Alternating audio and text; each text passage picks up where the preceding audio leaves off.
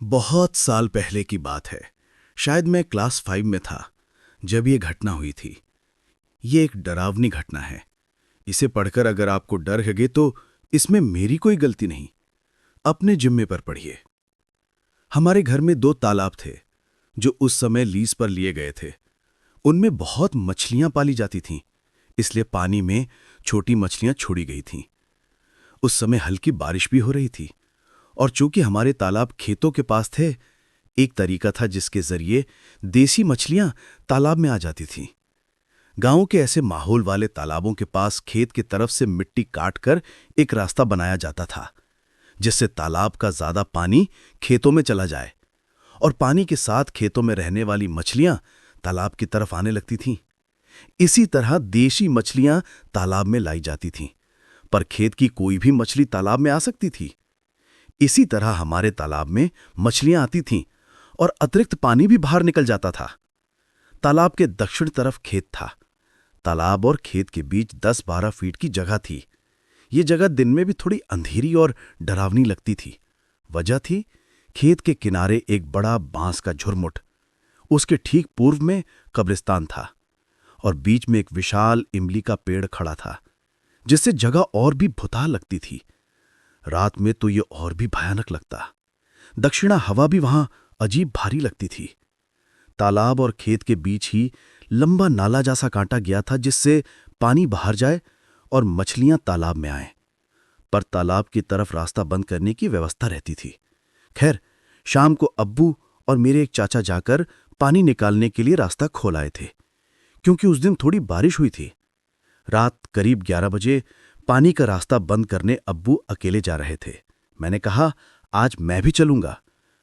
और क्योंकि अब्बू कभी कभी वहां से मछली पकड़ कर लाते थे, मैंने सोचा आज मैं भी देखूंगा। मैं अब्बू के साथ गया। तालाब की सीढ़ी पर बहुत सारी छोटी झींगा मछलियां दिखीं। मैंने हाथ से कुछ पकड़ लीं। अब्बू ने कहा छोड़ देने को, तो मैंने छोड़ दिया। वहां पहुंचकर मैं टॉर्च पकड़े खड़ा था। तभी मैंने देखा एक मछली खेत की तरफ से तालाब में घुस रही है। मैंने अब्बू से कहा, मैं इसे पकड़ूंगा। अब्बू ने कहा, पकड़ लो। मछली जैसे ही तालाब के किनारे आई और जाल में अटक गई, मैंने उसे पकड़ लिया। करीब 2 मिनट तक मैं उसे पकड़े रहा। मैं पानी से दूर खड़ा था ताकि मछली पानी में न गिरे। अब्बू के हाथ में टॉर्च थी। तभी अचानक मछली मेरे हाथ से फिसलकर जमीन पर गिर गई। पानी में नहीं गिरी। टॉर्च की रोशनी में उस जगह उसने गिरना साफ दिखा, मगर उसके बाद वो गायब हो गई। मैं घबरा गया, बार बार इधर उधर खोजने लगा। अब्बू समझ गए थे, क्योंकि अचानक चारों तरफ तेज हवा चलने लगी। पर हवा सिर्फ बांस के झुरमुट को हिला रही थी, बाकी कुछ नहीं हिल रहा था। ये देखकर अब्बू ने मेरा हाथ पकड़ा और चुपचाप घर की तरफ तेज कदमों से चल दिए।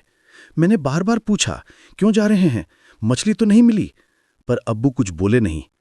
घर आकर बस इतना बोले, मछली पानी में चली गई, इसलिए दिख नहीं रही। पर मैं तो बहुत खोज चुका था। बाद में सोने चला गया। हमेशा की तरह मैं और मेरा छोटा भाई अलग कमरे में सोते थे, लेकिन उस रात मैंने माँ बाप के साथ ही सोया। अब्बू ने ही कहा था सब साथ में सोने को। उन्हें भी कुछ डर लगा था। कुछ दिन बाद जब छोटी फुफ्फी आई तो वे भी ऐसी ही कई घटनाएं बताने लगी। तब समझ आया कि मेरे हाथ में जो आया था वो शायद मछली नहीं था। ये सोचते ही मेरे बदन में झुरझुरी दौड़ गई। अब्बू ने भी तब कहा, उस दिन तेरे हाथ में जो था वो मछली नहीं था, इसलिए गिरने के बाद नहीं दिखा। ये कितना सच था मैं नहीं जानता, लेकिन वो रात मैं आज भी नहीं भूल पाता। उस तरफ रात के समय मैं फिर कभी नहीं गया। गांव में ऐसी घटनाएं कुछ ज्यादा ही होती हैं, और मैंने सुना भी है कि मछली के रूप में ऐसी घटनाएं होती रहती हैं। यह घटना बिल्कुल वास्तविक है और मेरे साथ की हुई है। आगे अगले भाग में एक और किस्सा शेयर करूंगा। पढ़कर बताइए कैसा लगा। और अगर आपके साथ भी ऐसी कोई घटना हुई हो तो बताने का इंतजार रहेगा।